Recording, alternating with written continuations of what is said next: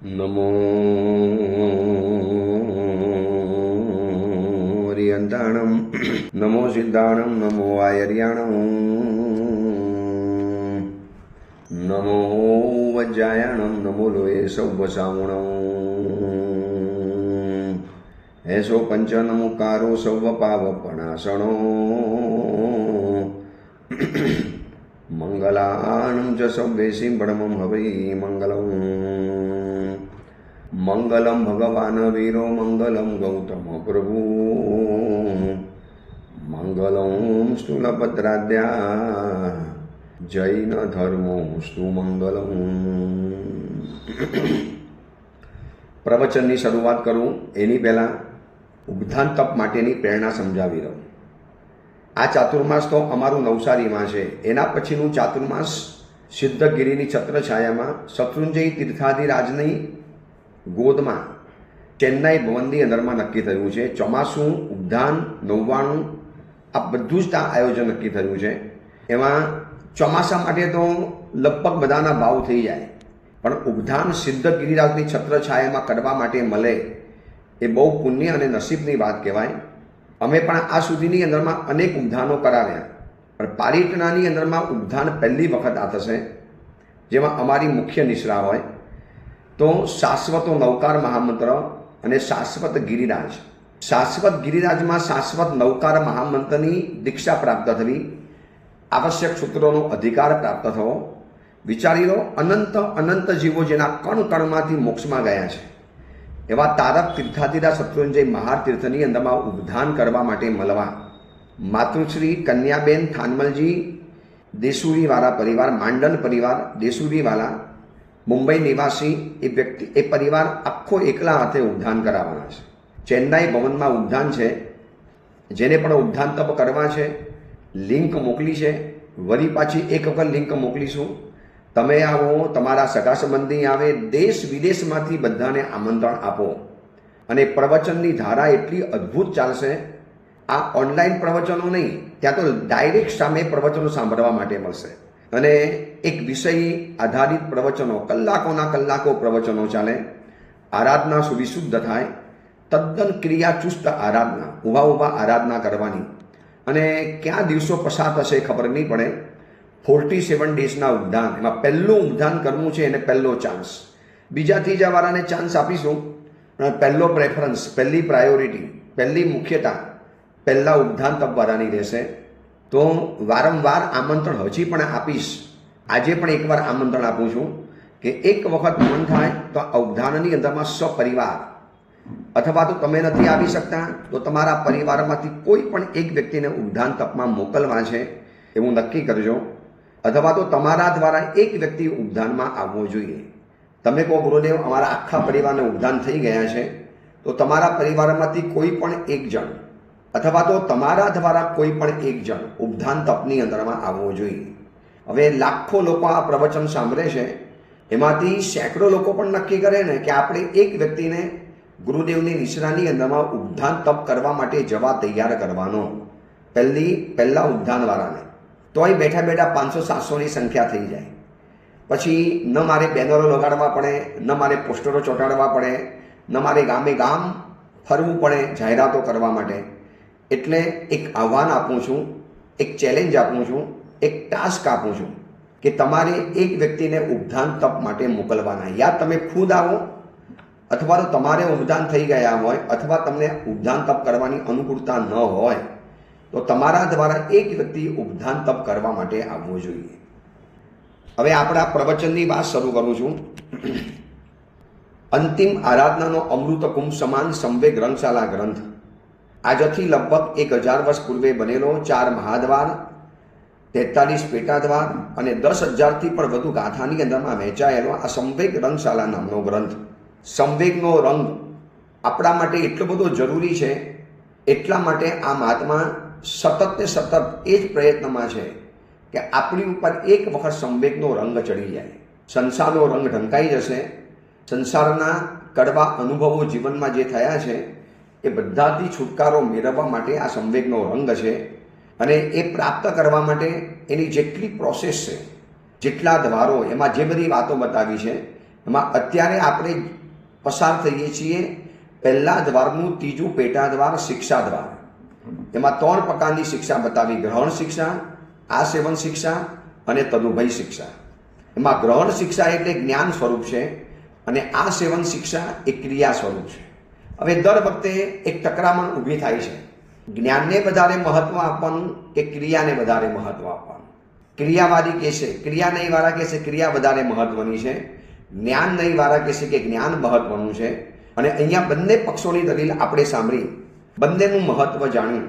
છેલ્લે સાર એ બતાવે છે, જ્યારે શિષ્યએ જિજ્ઞાસા વ્યક્ત કરી કે આપે જ્યારે આટલી બધી બંનેની મહત્તા બતાવીને, તો અમારું મન તો ઓલા ભ્રમરની જેમ માલતી પુષ્પ પાસે જાઉં કે બીજા પુષ્પ પાસે જાઉં.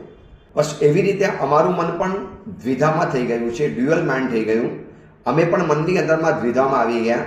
અમે પણ શું કરવાનું, આ કરવાનું કે આ કરવાનું. અને એ સમયની અંદરમાં આપણા મહાત્માઓ આપણને જણાવે છે કે જ્ઞાન પણ જરૂરી છે, એટલે ક્રિયા રહિતનું જ્ઞાન અને જ્ઞાન વિનાની ક્રિયા આ બંને નિષ્ફળ છે.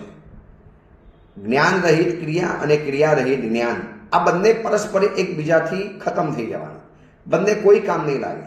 મારી પાસે હલેસા મારવાની ક્રિયા છે, પણ મારે કઈ દિશામાં આગળ વધવું છે જો મારી પાસે જ્ઞાન નહીં હોય તો મારી હલેસા મારવાની ક્રિયા ફેલ જવાની.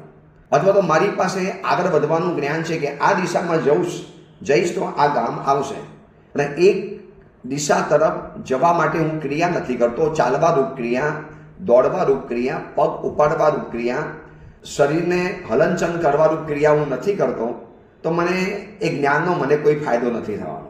એટલે ક્રિયા વગરનું જ્ઞાન નકામું, જ્ઞાન વગરની ક્રિયા નકામી. જેમ આપણને એક્ઝામ્પલ બતાવ્યું ને, જંગલની અંદરમાં રહેલો અપંગ વ્યક્તિ અને બ્લાઇન્ડ વ્યક્તિ, બંને દિવ્યાંગ છે, બંને અધૂરા છે. હવે બંને જણાએ જો યુતિ કરી હોત, બંને જણાએ જો ફ્રેન્ડશિપ કરી દીધી હોત, બંને જણાએ પાર્ટનરશિપ કરી દીધી હોત, બંને જણાએ બિઝનેસની જેમ ભાગીદારી જો કરી દીધી હોત ને, તો બંને જણા બચી ગયા હોત. હવે આજે એવું છે કે શુદ્ધ નિશ્ચયવાળા એમ જ માને છે કે બસ આત્માને જાણો, આત્મ સ્વરૂપને પકડો. આત્મ સ્વરૂપ નહીં જાણો ત્યાં સુધી તમને કશું જ જોવા માટે નહીં મળે. આપણે આત્માની અનુભૂતિ કરી જ નથી, આપણે આત્માને જાણ્યો જ નથી. જ્યારે ક્રિયાવાળા એમ કહે છે કે ભાઈ આત્માની જ્ઞાન બધું બરાબર છે, પણ ક્રિયા જે જરૂરી છે, વિનય, વિવેક, રિસ્પેક્ટ, પરમાત્માની પૂજા, સામાયિક પ્રતિક્રમણ, સુપાત્ર દાન, અનુકંપા દાન, તીર્થોની યાત્રા, આ બધી જે બધી ક્રિયાઓ છે એ ક્રિયા પણ જરૂરી પડશે. તારે નિશ્ચય નહીં વાળા શું કે એવી તો ક્રિયા આપણે બહુ કરી, ભાવ તો આવ્યા જ નથી. એ બધી ક્રિયા બધી શુભ ક્રિયા થઈ ગઈ, શુદ્ધ ક્રિયા નથી થઈ. હવે આ બંનેની ડિબેટનો કોઈ અંત જ નથી. આપણે પણ અહીંયા ડિબેટ કરીશું ને તો કલાકોના કલાકો નીકળી જવાના. ઇન શોર્ટ એટલું છે, બહુ સિદ્ધિ બતાવે છે, એક ચક્રથી જેમ ગાડી નથી ચાલતી, એક પૈડાથી ક્યારે ગાડી ન ચાલે, એક ચક્રથી ક્યારે રથ ન ચાલે, એક હલેસાથી ક્યારે વાહન નથી ચાલતું, એવી જ રીતે જ્ઞાન નેત્ર સમાન છે તો ચારિત્ર એ ચાલવાની ક્રિયા સમાન છે.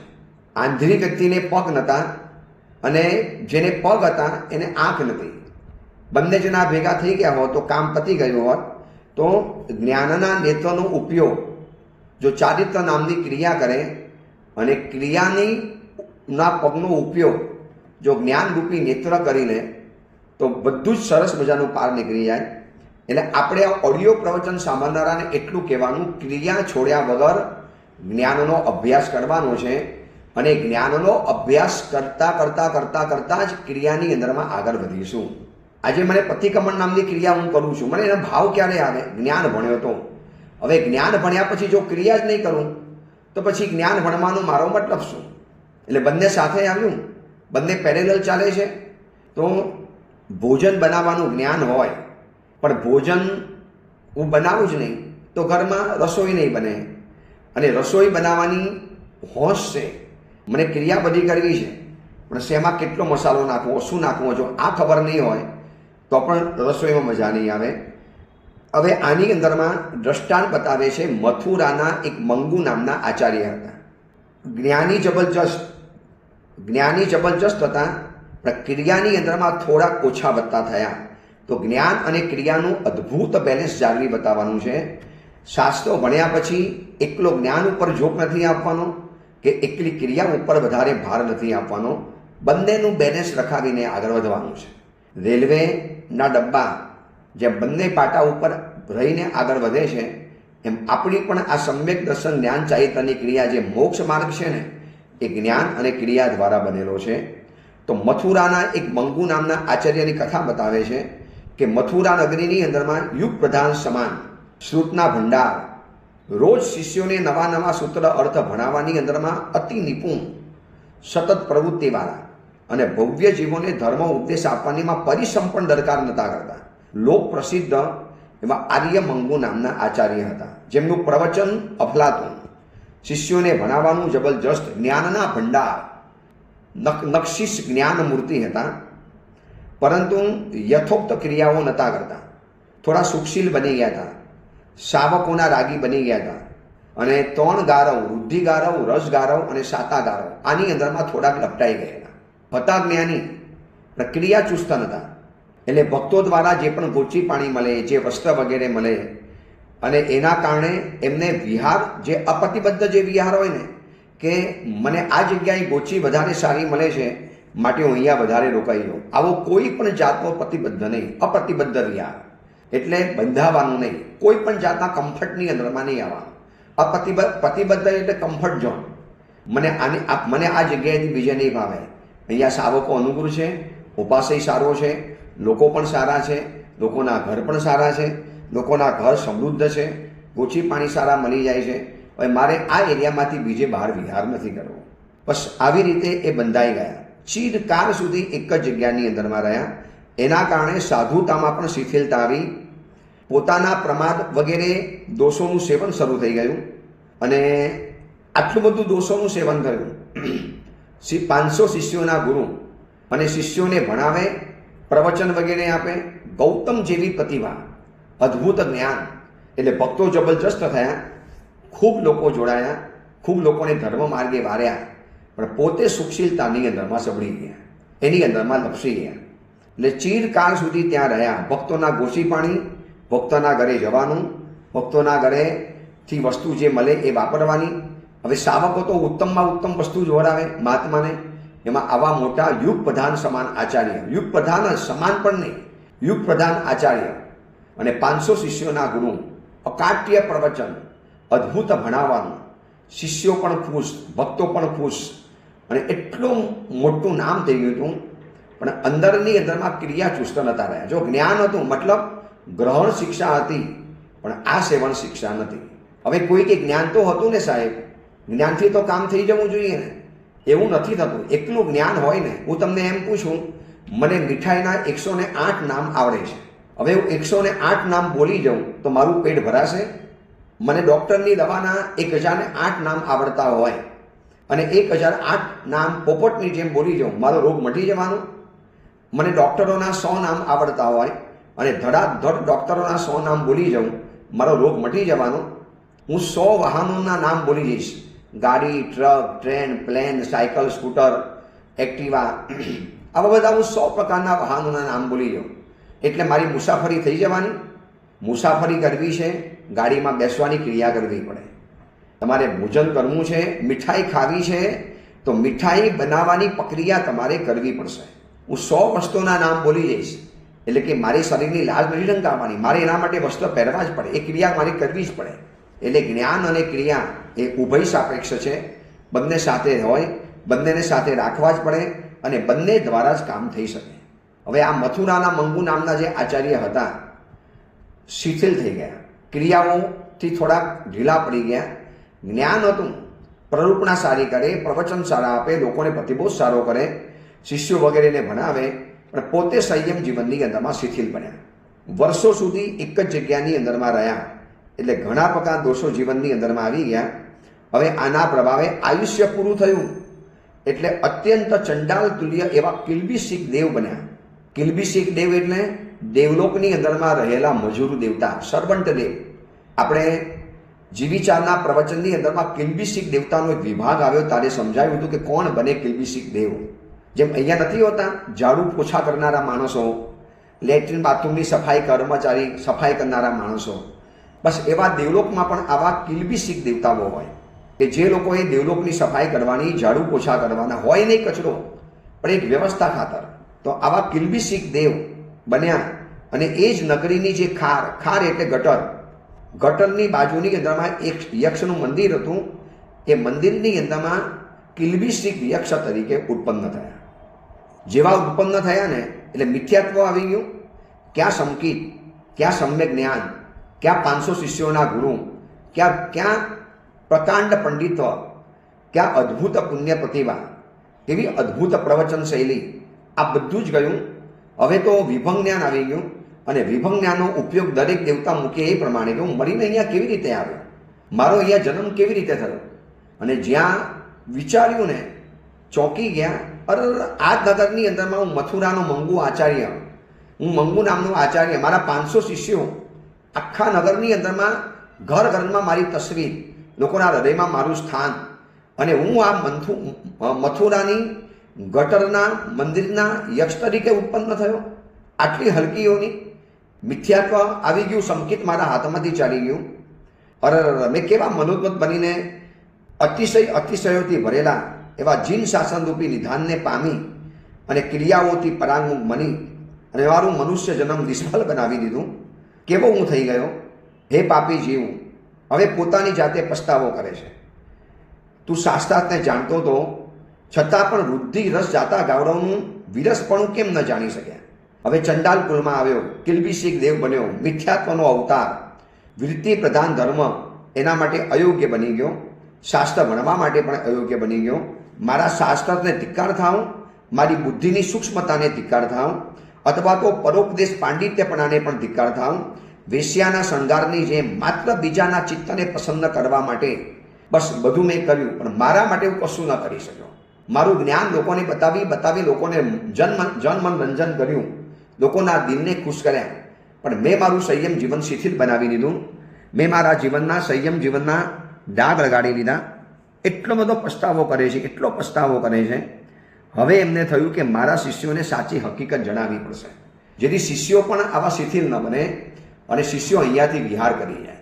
આ મથુરાના મંગુ આચાર્ય યક્ષ બન્યા છે.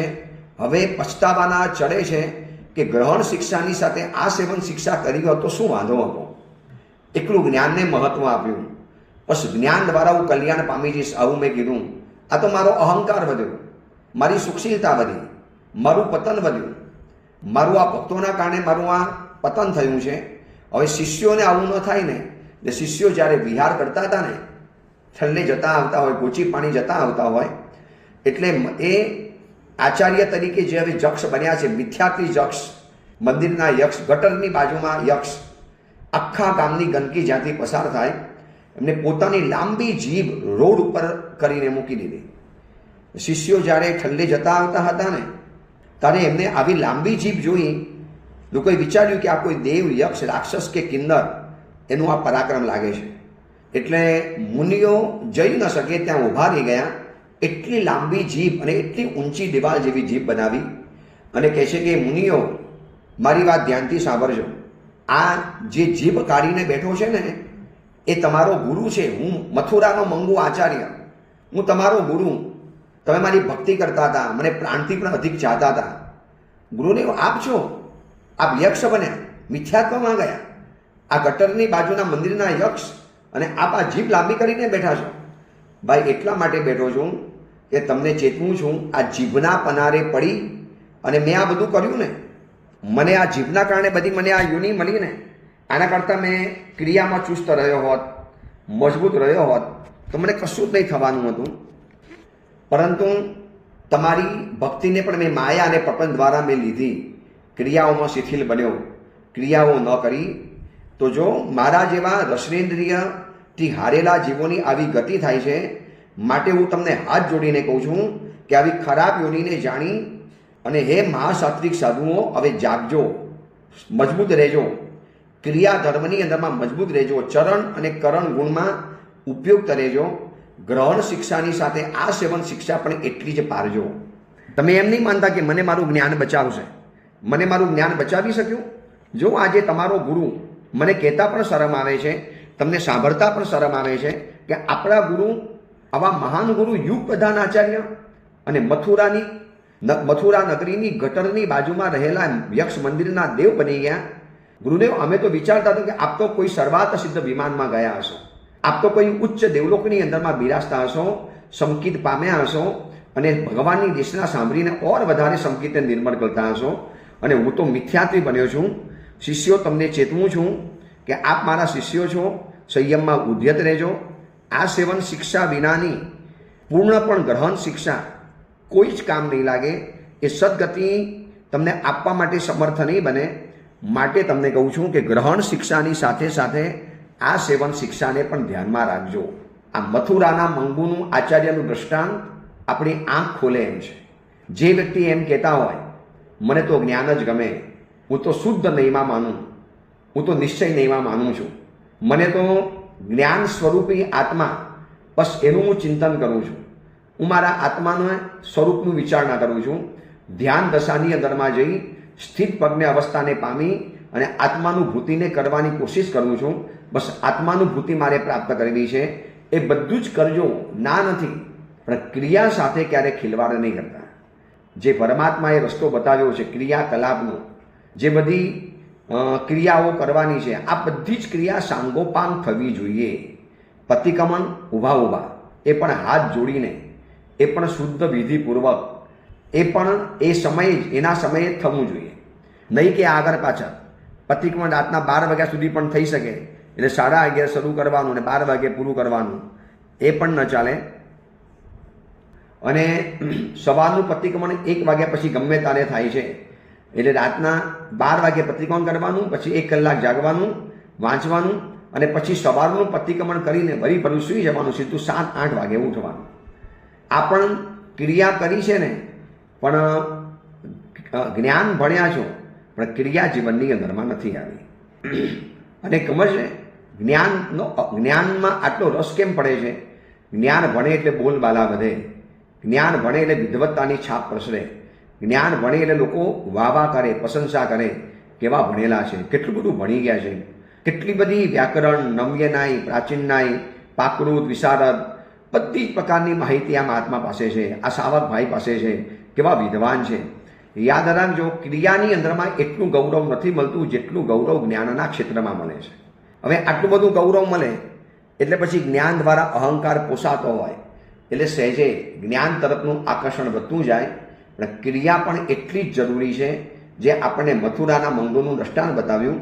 હવે એનાથી ઓપોઝિટ એક અંગાર મર્દક નામના આચાર્ય ભગવંત, જેમની પાસે ક્રિયા હતી, અભવિનો આત્મા છે, માખીના પાંખ જેવું નિર્મલ સંયમ જીવન પાડે છે. જોજો આ ગ્રંથ કેટલું બેલેન્સ છે, નિશ્ચય અને વ્યવહારમાં કેટલું બેલેન્સ. આજે એવા નિશ્ચયના માર્ગવાળા કેટલા મહાત્માઓને મેં જોયા, કે એવા પંડિતોને જોયા જે બેલેન્સ નથી રાખી શકતા અને એના કારણે કેટલી ઉચ્ચ પરૂપણાઓ જીવનમાં કરતા જાય છે. આ તો આમ જ હોય ને આ તો આમ જ હોય. ભણેલા ગાળેલા મહાત્માઓ કહેતા હોય કે સાહેબ આટલી બધી નિશ્ચય ન હોય, વ્યવહાર પણ જરૂરી છે. નિશ્ચય દ્રષ્ટિ હૃદય ધરીજી પારે જે વ્યવહાર. મહોપાધ્યાય યશોવિજયજી મહારાજા શ્રીમંતર પરમાત્માના સ્તબનમાં કહે છે, નિશ્ચય દ્રષ્ટિ હૃદય ધરીજી. હૃદયની અંદરમાં નિશ્ચય દ્રષ્ટિ રાખવાની, પણ પારે જે વ્યવહાર, પણ ચાલવાનું તો છો વ્યવહારના માર્ગ ઉપર. પુણ્યવંત તે પામસેજી ભવ સમુદ્રનો પાર. એવો પુણ્યવંત માણસ ભવ સમુદ્રને પાર પામી જશે. હવે મથુરાના મંગુ આચાર્યથી ઓપોઝિટ દ્રષ્ટાંત બતાવે છે આચાર્ય શ્રી અંગાર મર્દક. અંગાર મર્દક નામના એક આચાર્ય થઈ ગયા. ગર્જનક નામનું નગર છે, ત્યાં ઉત્તમ સાધુઓના સમુદાયથી પરિવરેલા સદધર્મની અંદરમાં પરાયણ એવા વિજય સેનસુરીજી નામના આચાર્ય માસકલ્પ રહેવા માટે આવેલા. એ આચાર્ય ભગવાન બહુ સુવિહિત, બહુ ઉત્તમ, બહુ ગીતાર્થ અને સુવિશુદ્ધ ગ્રહણ શિક્ષા અને આ સેવન શિક્ષાના અઠંગ જાણકાર. માસકલ્પ રહેતા હતા. પોતાના શિષ્યોને ભણાવે, પ્રવચન વગેરે સંઘની આપી દે, સંઘની જવાબદારી પરિપૂર્ણ કરે, વળી પછી પોતાની આરાધનાની અંદરમાં લાગી જાય. આવા મહાત્મા એક માસકલ્પ ત્યાં રહ્યા હતા. એમાં એક દિવસ એક રાતે એમને એવું સપનું જોયું, એમના શિષ્યોએ એવું સપનું જોયું, એમના જે 500 શિષ્યો હતા ને એમને એવું સપનું આવ્યું કે 500 હાથીઓના બચ્ચાઓથી શોભતું એવું એક ભૂંડ આપણા મકાનની અંદરમાં આવે છે. સૌથી આગળ ભૂંડ ચાલે છે, સુવર. આ ગંદકી ખાય ને, વિષ્ટા ખાય, તો આ ભૂંડ સૌથી આગળ ચાલે છે અને એની પાછળ હાથીઓના 500 ટોળું હાથીઓનું એક સરસ મજાના નાના હાથી, એક ઐરાવત જેવા મજાના હાથી છે, પણ એનો કેપ્ટન છે ભૂંડ. ભૂંડ આગળ ચાલે છે, સુવર આગળ ચાલે છે અને પાછળ હાથીઓ ચાલે છે. આવું સપનું જોયા પછી શિષ્યો વિસ્મિત પામ્યા. ગુરુદેવ, આ કેવું સપનું કે એક ભૂંડ આગળ ચાલે છે, સુવર કેપ્ટન છે અને એની પાછળ 500 એના શિષ્યો જેવા, સૈનિકો જેવા હાથીઓના ટોળા એની પાછળ ચાલ્યા આવતા હતા.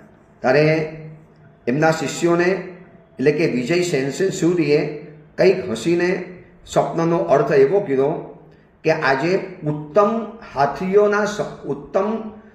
હાથીઓ જેવા મુનિ ભગવંતો, 500 મુનિ ભગવંતો આજે આપણા મકાનમાં આવશે વિહાર કરતા કરતા. એ મુનિઓ ઉત્તમ હાથી જેવા હશે. એ મુનિઓ એકદમ ગ્રહણ શિક્ષા, આસેવન શિક્ષાના બેલેન્સવાળા હશે. બહુ ઉત્તમ મુનિવરો હશે. પણ એમના જે કેપ્ટન, એમના જે ગુરુ છે ને, એ કંઈક વિચિત્ર છે. મારા હિસાબે એ અભવી કહેવાય, મિથ્યાત્વી કહેવાય, અયોગ્ય કહેવાય, અપાત્ર કહેવાય. એવા એક શિષ્ય પરિવારનું વૃંદ, એવું મુનિ વૃંદ આજે આપણા ત્યાં આવવું જોઈએ, પધારવું જોઈએ. અને સૂર્ય ઉગ્યો એટલામાં વિહાર કરતા 500 મુનિઓ આવી ગયા અને એમની સાથે રુદ્રદેવ નામના એક આચાર્ય પણ હતા. જે 500 સાધુઓ એ આચાર્યની સેવા કરે, આમ ખડે પગે સેવામાં તૈયાર. ગુરુનો શબ્દ બહાર નીકળે નહીં અને સીધી સેવા કરવા તૈયાર થઈ જાય. આવા મુનિ ભગવંતો, 500 શિષ્યોથી પરેવરેલા મુનિ ભગવંતોની સાથે આ રુદ્રદેવ નામના આચાર્ય આવ્યા. આચાર્ય સમજી ગયા કે આ આચાર્ય ભલે બહારથી દેખાય, અંદરથી અયોગ્ય છે, અંદરથી બરોબર નથી. એટલે એમના 500 શિષ્યો જે હતા ને, સાધુઓને એમની સર્વ ઉચિત સેવા કરી, બધું જ કર્યું. હવે આ જે મોટા આચાર્ય જે ભૂંડ જેવા છે ને, એની પરીક્ષા કરવા માટે સ્થાનિક મુનિઓએ કીધું, ગુરુદેવ ખબર કેવી રીતે પડે કે આ આચાર્ય ભૂંડ જેવા છે, આ અયોગ્ય આચાર્ય છે, આ 500 શિષ્યોના સેવા લેવા માટે યોગ્ય નથી? ગુરુદેવ ખબર કેવી રીતે પડે? આચાર્ય ભગવંતે કીધું કે એક કામ કરો, માતૃ કરવા માટે જે જવા આવવાનો રસ્તો છે ને, એની ઉપર ઝીણી કોલસી તમે સાંજે ભભરાવી દેજો અને તમે ગુપ્ત ભાગની અંદરમાં ત્યાં ઊભા રહી જજો. બસ આ પ્રાધુનક સાધુઓ રાતના માતૃ કરવા માટે ઉઠશે તો આ 500 સાધુઓની વ્યવહાર અલગ હશે અને આ જે ભૂંડ જેવો જે માણસ મેં તમને કીધો ને આચાર્ય, એનો આખો વ્યવહાર અલગ હશે. સાધુ ભગવંતો પણ આશ્ચર્ય પામે કે શું થયું હશે, શું હશે એવું. એટલે જવા આવવાના રસ્તા ઉપર કોલસી પાથરી દીધી. 500 સાધુઓ જ્યારે ઊભા થાય છે ને માતૃ કરવા માટે, હવે રાતનું અંધારું, એ જમાનામાં લાઇટો નહીં, અને કોલસી ઉપર પગ આવે ને એટલે કિચુડ કિસ કુસ એવું કંઈક અવાજ આવ્યા કરે. કસ કિસ એવો અવાજ આવે. હવે આ સાંભળ્યું ને એટલે એના શિષ્યોને શું લાગ્યું, 500 આચાર્યના શિષ્યોને, અરર કેવી વિરાધના થાય છે, કેવા જીવો મરે છે, કેવી વિરાધના થાય છે. ઓ અરિહંત મિચ્છામિ નુકડમ, અમે આ જીવોને મારી નાખ્યા, અમને ખબર ન પડે. હકીકતમાં જીવો નથી, કોલસી છે. પણ કોલસી કચડાય એટલે જાણે કે ડેડકી ઉપર પગ મૂકો ને એવો અવાજ આવે. એ તો બચારા સાચવીને જઈને પાછા આવી ગયા. હવે રાતના સમયની અંદરમાં આ અયોગ્ય આચાર્ય જે હતા ને, રુદ્રદેવ આચાર્ય, જે 500 શિષ્યોના ગુરુ હતા, જેના માટે સપનું આવ્યું હતું કે ભાઈ આ ભૂંડથી પરિવરેલા 500 શિષ્યો આવે છે. હવે એ ઊભા થયા, એમને પણ કોલસી ઉપર જવાનું મન થયું ને, એટલે શું કરે ખબર છે? આવો અવાજ આવ્યો ને એટલે નાસ્તા બોલે, પસંદ ન થયા. હે જીનેશ્વર પરમાત્માએ બતાવેલા જીવો, તમે કચડાવો, મરો, ખરેખર તમે જીવો મરવા જેવા જ છો. બસ આવું બોલતા જાય, નાસ્તા જાય. અરે જીવોની વિરાધનાની એમને કશી જ ન પડી હોય. બોલા આચાર્ય વિજય સેનસુરીના શિષ્યો આ જોતા રહી ગયા. આ 500 શિષ્યોના ગુરુ છે, આચાર્ય છે, અને જીવો મરે એમાં રાજી થાય છે. એને ક્રિયાની અંદરમાં કોઈ રસ જ નથી. આ આચાર્યનું જ્ઞાન ક્યાં ગયું? આ આચાર્યને જ્ઞાન તો છે કે અહીંયા આવી રીતે જીવો મરતા હશે. બસ આ બધું જે જોયું ને એટલે શિષ્યો સમજી ગયા, ગુરુદેવ તમારી વાત સાચી છે, અમે તો આ જોઈને આશ્ચર્ય થઈ ગયા, સ્તબ્ધ પામી ગયા. અને પછી દિવસના સમયની અંદરમાં એ 500 શિષ્યોને આચાર્ય ભગવાન બોલાવે છે, શું સમજાવે છે, એમને કેવી રીતે જુદા પાડે છે અને શું થાય છે એની વાત બહુ અદ્ભુત વાત છે. ગ્રહણ શિક્ષા અને આસેવન શિક્ષાની વાત હવે ત્યાર પછી આ કથા આવતીકાલે આગળ ચાલશે, કથા પૂરી થશે અને એના પછી ગ્રહણ શિક્ષા અને આ સેવન શિક્ષાના પ્રકારો આવશે. પછી સાધુઓ અને ગૃહસ્થોનો સામાન્ય આચાર ધર્મ શું આવે એની પણ વાતો આવશે. પણ આ વાત હવે સીધી આવશે મંગળવારે, કારણ કે ચોમાસાના શિડ્યુલ પ્રમાણે રવિવાર અને સોમવારે પ્રવચન માંગલિક રહેશે. રવિવારે 3 થી 3.5 કલાક 4 કલાકનું પ્રવચન થાય, એટલે એક દિવસ ગળાને આરામ આપવો પડે. એટલે